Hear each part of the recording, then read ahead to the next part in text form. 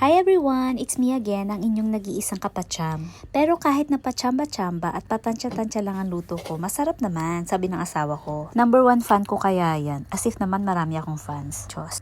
So ang ating menu for today ay sinigang na paa ng baboy. So una pinakuluan ko muna siya, tapos tinapon ko kasi medyo madumi daw yun eh. Pero mga 5 minutes lang naman yun, tapos hinugasan ko ulit, then nilaga ko ulit siya. Balikan natin after 30 minutes pero nasa medium heat lang siya. Habang hinihintay natin kumulo, i-prepare na natin ang ating iba pang ingredients. Kung mapapansin ninyo, medyo kakaiba ang kangkong dito. Maliliit lang yung dahon niya kumpara sa Pinas na malalaki. So hinimay-himay ko lang yan using gunting para hindi madumihan yung kuko ko. Then balikan natin yung ating pinapakulo. Idagdag na natin yung ating purong laman na may konting taba. Tapos balikan natin siya after 20 minutes. Yan, makalipas ang ilang minuto, dapat lalagyan na natin yan ng kamatis at ng sibuyas. Kaso hindi ako nakabili ng kamatis, so ito na lang ang gagamitin ko, yung cherry tomatoes na pang salad ko dapat. So ayan, balikan natin yung niluluto natin, lagay na natin yung sibuyas, tapos takpan lang natin hanggang kumulo para matanggal natin yung mga dumi-dumi, yung mga kulay brown dyan sa gilid.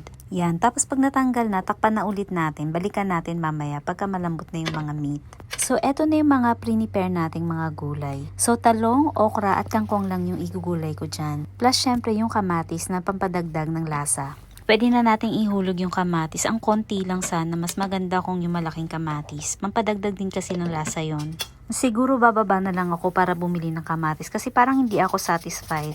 So yan, lagyan na natin ng asin pampalasa. Tapos haluin lang natin ng konti. Alam nyo ba na rich in collagen yung paan ng baboy? Which is good siya sa skin, sa hair at sa nails natin. Yan, kung mapapansin ninyo marami na yung kamatis, bumaba ako bumili. Tapos hinalo ko na rin. Pwede na nating ilagay yung ating sinigang mix powder. Haluin lang natin ng maigi. Tapos maya takpan natin at balikan natin ulit mamaya.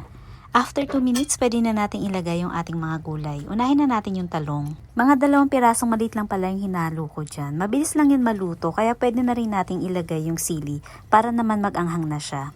Haluin lang natin ng konti and then takpan, tapos balikan natin after 1 minute. Pagkakulo, pwede na natin ilagay yung okra na napakadali lang din maluto. Pag nagsisinigang ako, hindi mawawala yan kasi paborito ko yan eh. Yan, tapos pwede na natin ilagay yung ating 2 tali ng kangkong. Idiin-diin lang natin siya para masama ng sabaw, para maluto agad. Buti na lang medyo maganda-ganda yung kangkong nila kasi otherwise ang gagamitin ko yung lettuce. Mas masarap kasi ang kangkong.